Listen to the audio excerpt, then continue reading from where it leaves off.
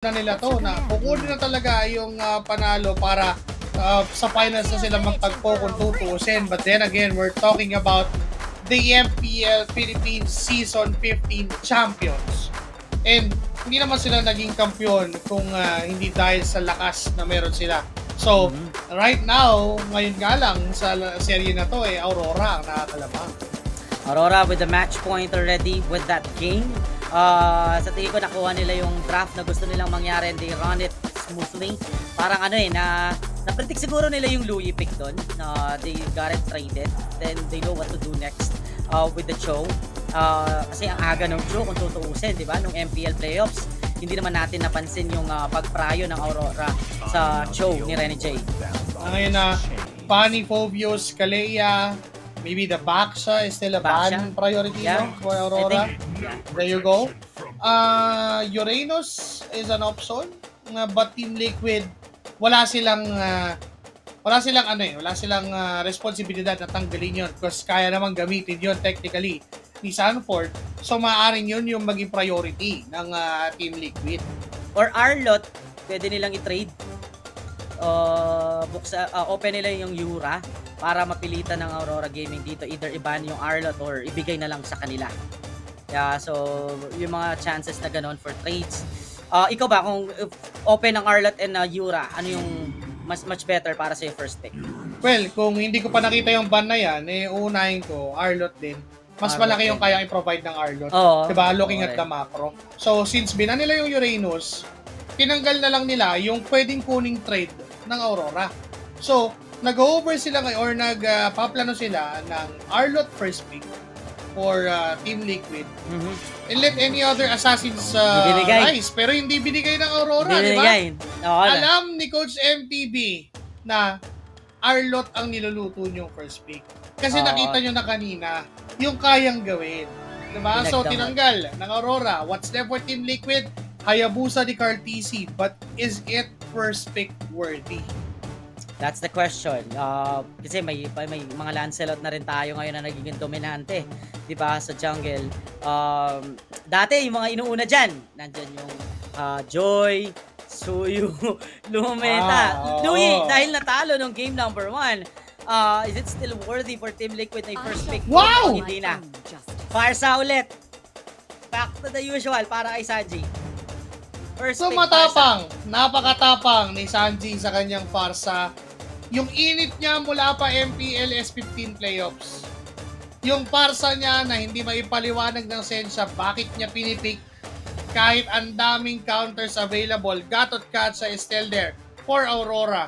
Pwedeng kunin either for Edward, either for Rene J, pero Kimi ang isasagot. So lalabanan ng tapang sa tapang. Counter ang Farsa sa Kimi, pero mukhang ilalaban ni Yue yung kanyang Kimi against Sanji's Farsa. What's left is to get a Hayabusa na pwede rin kunin, but Rene J will get his soak. Parang mainit yung talampakan dito ni Kuya Rene J. Kaya ituloy-tuloy na lang natin. So, Cho, I think, in-expect ko yung Cho pick dyan. Magtutuloy-tuloy kasi isa rin pwede magbigay ng threat sa Farsa yung Cho. Kasi Jeet Kondo, alam naman natin humaba yung Jeet Kondo niya. So pwedeng umabot. So the simple Jeet Kondo pwedeng umabot sa likuran and then you can have the knock up para ma-disperse. Kasi ang Farsa threat niya talaga is yung damage plus yung artillery niya. Pag inalis niya or inalis mo yun, hindi talaga siya effective sa mga pokes pag Curse of Crow or energy impact lang. Kailangan mo talaga sa teamfight ang isang feathered airstrike. So pag na-cancel yon or na-zone out siya ni Rene J through the Cho, malaki na kagad yung advantage ng Kimi. Here comes Hayabusa, the Padang. Also, could be a Taro Sakamoto hero, Daddy JP hero, or could be a Sanford hero. We're still not sure, but Suyu, Joy, ito yung sinasabi mong lumang meta na maaaring lumabas for Aurora, but I honestly think na mas okay na yung Lancelot na pinakita ni kanina. Parang mas okay na mag-Lancelot ngayon. Total tower dive yung naging execution nila kanina. There you have it. So sulitin na nila. Di na rin ako magtataka kung magbe-Benedetta si Edward. Kung isusulitin na talaga nila yung aggression sa rotation, unless dahil walang Arlot is set up ulit. Or what if siya yung magpakito? Oh.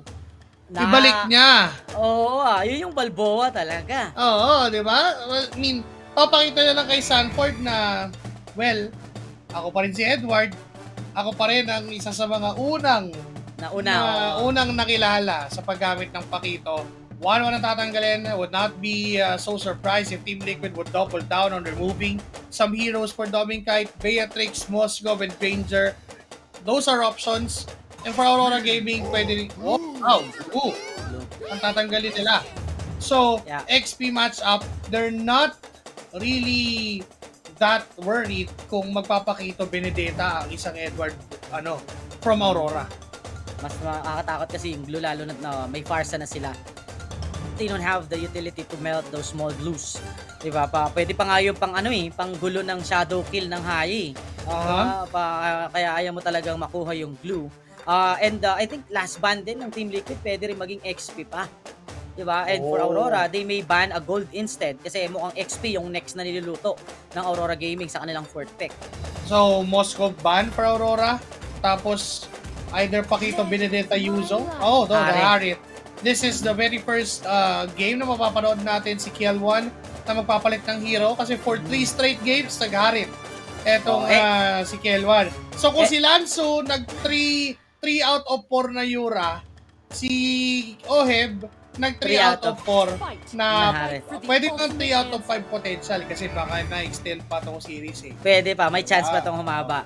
Hilda, sabi ko na XP din ang baban dito for Rome Flex para dito sa Team Liquid. So they remove the Hilda.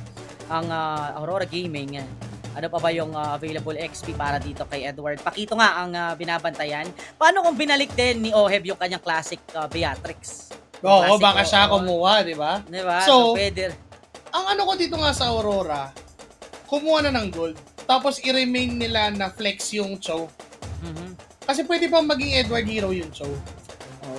Diba? So, kuha na ng gold lane up to this point. Give up na pwede siyang makakuha ng losing matchup dun sa gold lane.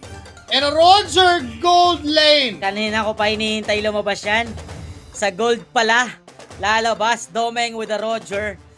Team Liquid, the Philippines. Ano kaya yung magiging sagot nila dito? Did they anticipate a gold Roger? Majority sa mga nakikita ko, Roger is gina-jungle. Hindi siya dinadala sa gold sa bagong patch. Pero isinugal ng Aurora Gaming sa gold. Best choice is Brody. Brody? Kesa Beatrix. Medyo kakanain ng Roger yung Bea sa lane, man. It's either Brody or Moskov. That will do. May chance yan. Ang advantage ng Moskov kasi, lalo na ng Roger, pag bawas yung Moskov, kahit may spare of misery siya, yung Lycan Pounce, pag dumikit na, wala na eh. Diba? Yun na yun, diretso na yun pag nakatalon. Granger. But it's your Granger for Oheb. Yuzong ni Edward! Pili na lang. Yuzong, Lapu, Bene, Pakito, ang daming nakahain para kay Edward. Kumbaga si Edward ngayon ay nasa buffet. Kukuha na lang siya ng kung anong gusto niya. Mukhang Yuzong ang pinipilahan. Yuzong ang pinipilahan. Oy! Ay, Okay, Therese lang. So lumaban sila sa setup considering na nagbadanggatot yung Team Liquid. Same strategy sila. So you have the pseudo tank or the backup setup, whatever happens dun sa Way of the Dragon ni Renny J. So pwede pa rin itong maging same threat ng Arlott kanina, pero ang kaibahan ay walang mobility ang Terizla. Kasi yung Arlott kanina, he could reach the backline, he could do those tower dives without any worry dahil nga meron siyang pantakas. Pero yung Terizla, once nag-flicker, lalakarin niya na, diba, ang mapa. So kailangan sigurado magbabago din ang na onte kahit papaano ang setup dito ng Aurora Gaming, but the idea is there. Renny J and also Edward will be the one who will provide that setup and the space para mag-online etong kanilang Kimi. Kumbaga same formula nung nangyari kanina. If Renny J fails to deliver that Way of the Dragon, at least meron pa silang second layer of crowd control, which is an AoE one coming in from Edward with the Terizla. And for Team Liquid naman, it's gonna be Taro Sakamoto getting that Gatot Kacha. So, XP Badang for Sanford. So, teka lang, medyo mainit si Renny J! Ininap yung init niya para patayin si Sanchi! Grabe, sabi ko sa inyo, mainit talampakan yan eh. Di ba, nagtuloy-tuloy na nga. Hindi pa tayo nag-iinit sa pagbubukas ng game number 2 ay pinahandusay na kagad. Etong si Sanji, isa pa dyan pre, na-burn yung Purify doon. Diba nag-purify na siya, hindi pa siya nakatakas. And that's the prowess of that Show-Kimi mid lane duo from Aurora. Another aggression mula kay Renny J. Look at the damage against Gatot Katsa. Napilitang mag-revitalize si Daddy JP. Dalawang spell kagad ang na-burn dito ng Aurora Gaming at hindi pa sila masyadong nagagasgasan. Remember, this is the type of body system play na ginawa din ng Team Liquid nung kalaban nila yung Maru. Mabilisan sa mid-cap tapos ikot sa XP, pero ang ginawa ng Aurora Gaming, they maintain the pressure into the mid lane. Even the roamer of Team Liquid is struggling right now. Kailangan ng hanapan ng maagap na solusyon ng Team Liquid ang ginagawa ni Renny J. Diba? Level 4 naman na si Chessman, although hindi niya mapapatay si Renny J kung tatargetin niya. Kailangan maglumipat na o kailangan ng pag-transition ng Team Liquid sa isa pang rotation. And so far kasi di pa natin makita ngayon kasi paano sila mag-rotate kung uwi ng uwi si Daddy JP? Pinapauwi lagi ni Renny J tsaka ni Yue. Di Yue, and isa pa dyan yung farsa ni Sanji. Diba, hinihintay niya maging available yung Purify bago siya lumapit doon sa mga minion wave. So he decided to help the XP para makahabol sa kanyang Feathered Earthstrike. Kaya lang nagsimula na rin ang Aurora sa pagkarne dito sa Turtle. Pilit na nagbibigay ng space doon, flicker out. Kaya lang nakuha pa rin ni Demon kahit ang Turtle. No choice ang Team Liquid kung hindi ibigay ang gusto ng Aurora. O teka, mahabol pa, sumusubok pa ang Aurora. Kahit makuha yung Turtle ay hindi pa kontento. Renny J is gonna go down. Gisano kill mula kay Chessman. Pero not enough yung damage. Renny J lang ang casualty. But then again, we're talking for Aurora. Hindi sila nakukontento sa isang panalo. Gusto nila lahat ng ways, lahat ng chances na makalamang ay magawa nila. Yeah. Hanggat lamang kasi gusto nila tuloy-tuloy. Diba? Pero kaibahan ng lineup ngayon ng Team Liquid. Sa lineup kanina, kung naka-Fred rin pa rin si Carl, patay na naman siya, pre. Kasi tinamaan siya ng lahat ng crowd control eh. Jet Kondo, then tumama yung Starlium Beam. Pero nakapag-shadow kill siya this time, kaya niya natakasan yung mga damage na binigay ng Kimi. May sipa tayo and flicker mula kay Renny J. Pero maling paa yung pinangsipa this time, kaya nakalayo pa rin doon si Oheb. Medyo mabilis ang reaction time ni Oheb doon sa nakita natin. Imagine, flicker na yung ginawa ni Renny J. Medyo na late yung sipa. Ang nagamit niya yata kasi yung Jet Kondo tapos nag-cooldown. Kaya hindi siya naka Jet Kondo na pasok. Nag-flicker na lang sa. Nakita agad ni Oheb, napa-flicker, napakaganda nung reaction time ni Oheb doon. He was able to survive that possible gank na pwedeng gawin ni Renny J at ng isang Doming Kite. And hindi kasi naka-purify itong si KL1. So kailangan niya talagang bilisan ang kanyang mga daliri para maka-flicker out. Hindi niya kailangan magtipid ng resources kasi nag-burn din ng flicker. Siguro panalo doon ng Aurora Gaming kung hindi nag-flicker si Renny J, tol. 'Di ba? Kasi mababurn yung flicker. Pwede nilang balikan ulit itong si Oheb once na available na ulit yung Way of the Dragon. Pero dahil nag-burn sila ng parehas na flicker, hindi na inulit ni Renny J yung kanilang attempt sa may gold. They went back into the Turtle. Sumusugod nga lang ngayon ang kumpara ng Team Liquid. Umahabol, nandiyan yung face crack. Pero sa likod ay naipit si Sanji na lasunan pa. Sa harap naman, si Sanford na magiging casualty. 2-man down with Team Liquid. Kapalit ni Renny J. Yung Turtle ay buhay pa rin. AOG mula kay Daddy JP. Demon Kite ay tumahi. Was able to take down in a triple once again from Yue. It's an early triple kill for Yue. Kanina mid-game na nating nakita na mag-online yung Kimi niya, papoke-poke lang, pero ngayon siya na mismo yung lumilinis. Dito na nagbubunga yung early space and early advantage na binigay at tinulong sa kanya ni Renny J. Ngayon dahil maaga siya naka 4-0, maaga na rin pwedeng ma-activate yung Sky Piercer at mas lalong mahihirapan ang Team Liquid sa mga susunod na pangyayari pag yun ang na-build dito ng isang Kimi. Naman si Renny J, yung zone niya talagang sa likod ng torre. Kaso di nga lang nila nabasag pa yung turret doon sa may top lane. So pwedeng balikan na lang ulit. Pero maghahanap na naman ng possible target. Renny J Si Daddy JP yata ang gusto. Jet Kondo pero naton. At atras pabalik itong si Renny J. Unbreakable saves the day para dito kay Daddy JP. Mainit pa rin yung paa ni JP mga kaibigan. And aside from the pressure is giving, yung vision. Diba, paano mo mapapatay yung Kimi kung alam niya lahat kung saan manggagaling ang attacker dito at ang mga damage dealers na meron ang Team Liquid at umatake na naman sa orange buff ang kupunan ng Aurora. Malalim si Edward na bakura na suntok and finally makikill doon ng Team Liquid. Hindi na umabot ang tulong na nanggaling kila Yue. Masyadong malalim yung naging pwesto doon pero low on HP. Itong si Carl TZ napigilan yung kanyang TP. Pero i-clear na lang niya yung minion wave sa baba. Ang ganda rin ang vision na pinoprovide ni Sanford. Alam niya kung saan manggagaling. But Renny J surveying the floor, trying to set up. Pero wala na ron si Carl TZ at hindi pa umuwi. Nakita muli yata ni Renny J at pwedeng setan. Tatalunan ba? Pero sa gitna, may ibang plano ang kupunan ng Aurora. May pressure na binubuo ang Team Liquid sa may gitna and that will delay the attempt of Renny J doon sa may box, sa may baba na abutin. Ito nga si Carl TZ. Nandun nakaantabay na yung Roger, di ba? Isang sipa, isang knock-up or Way of the Dragon lang with the Lycan Pounce. Talagang malilinis kaagad. Pero ang goal pala ay kuhanin na lang yung pagong. Tubok din naman ang Team Liquid na sumilip. Pero no sir, says Demon Kite. Hindi nyo masesecure o hindi nyo na ako mapipigilan na kunin yung objective. Lamang pa rin ang Aurora Gaming down 3.2 kay Gold Lead. At si Yue ay hindi pa rin nahahawakan ng Team Liquid. Yun yung problema ang kailangan nilang hanapan ng solusyon. And they know na yung Farsa, yung tanging pwedeng dumamage doon sa Kimi dahil nga sa range and artillery neto. Ang problema nga lang is aktibo pa sa aktibo. Hindi ko alam kung nakatatlong kape. Etong si Renny J, tingnan mo naman! Napakalalim at si Edward kagad ang nakadikit para i-deny yung Farsa ni Sanji.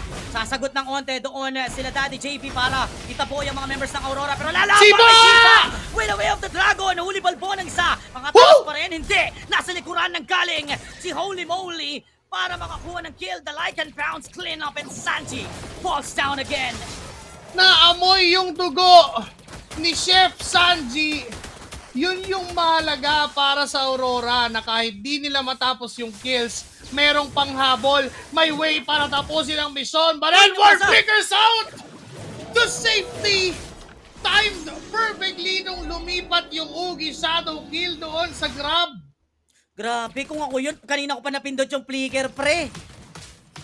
Ako din parang pagkabit pa lang, purmaker na ako eh.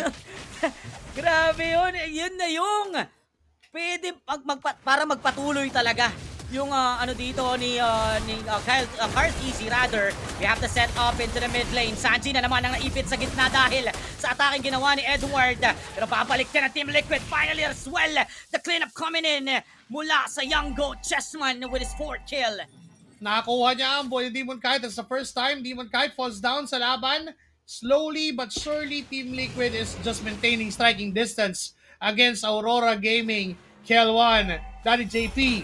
Sa mid lane nakatutok, nandyan din si 40. Fist break, and a fist yung pwede gawin ng AOG. Kaso ka lang sa loob ng tore kaya walang makasunod sa kanya. But here comes, holy moly! Nandyan yung Lycan Pounce, pero flicker out. Traction Pulse mula kay Yue. Ayun na, para kunin ang buhay. No sir, buhay pa rin si Daddy JP sa pagkakataon with Edward being the casualty for Aurora. Holy moly! What's more with the Lycan Pounce? Siya pala yung sagot, pero may sagot din ang Cavalry as they will take the trade. Holy moly goes down. Same goes with the shutdown from Carl TZ. Pero ang major difference, wala yung jungler ng Team Liquid habang available yung Lord. Ang magdi-delay ay etong si Sanford. Bibigyan niya ng espasyo at oras na makabalik si Young Goat. Sumusubok din naman ulit ang Team Liquid na kontrolin yung Lord Pit dahil din sa nakita na nila yung kakayahan nila, pero 1-1 from Daddy JP getting Demon Kite in the process. No juggler for Aurora. It's a go signal for Team Liquid to take this Lord.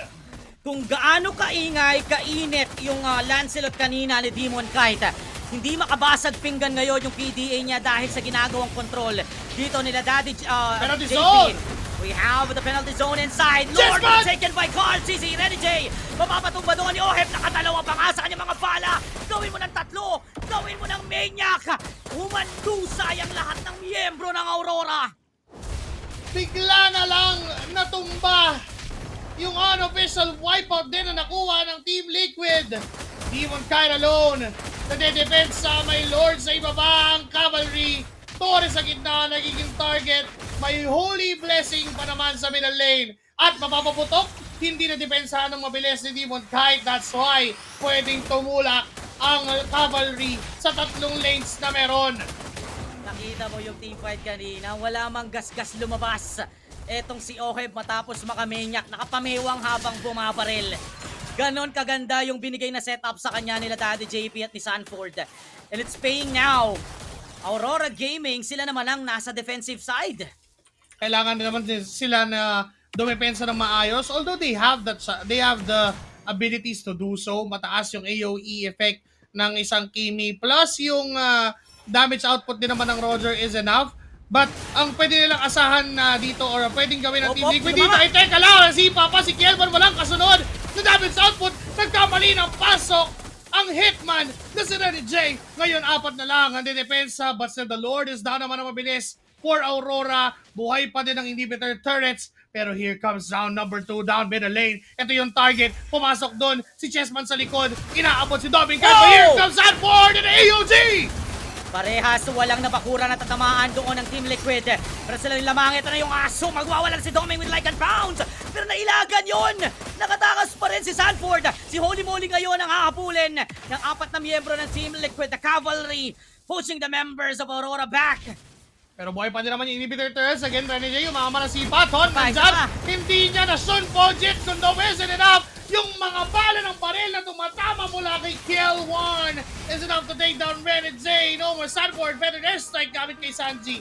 Kaso, mapapatakbo lang din naman ng Aurora. Still na depensahan yung mga torre. Chessman, papasok. Si Yue, tinamaan, lumipat sa mga minions. Ngayon, mag-aatrasan dahil ang Aurora naman ang hahabol sa Cavalry pa uwi.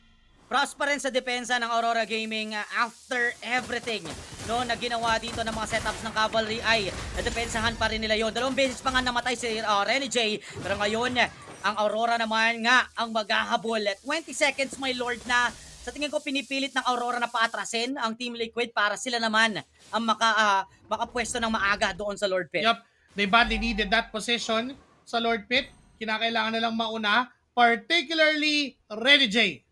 Kailangan ng isang magandang sipa na magmumula kay Hitman. It's either Kill1 or even Chessman. Pero nakita siya agad, nagamit na yung sipa. Sa ngayon ang inahabol ng Cavalry. Alam nilang wala ng Way of the Dragon. Wala na ring flicker si Renny J. This is a go signal once more for the side of Team Liquid. Pero may way pa rin para ilaban ng Aurora Gaming. Itong Lord na to. Remember, this is a Lancelot.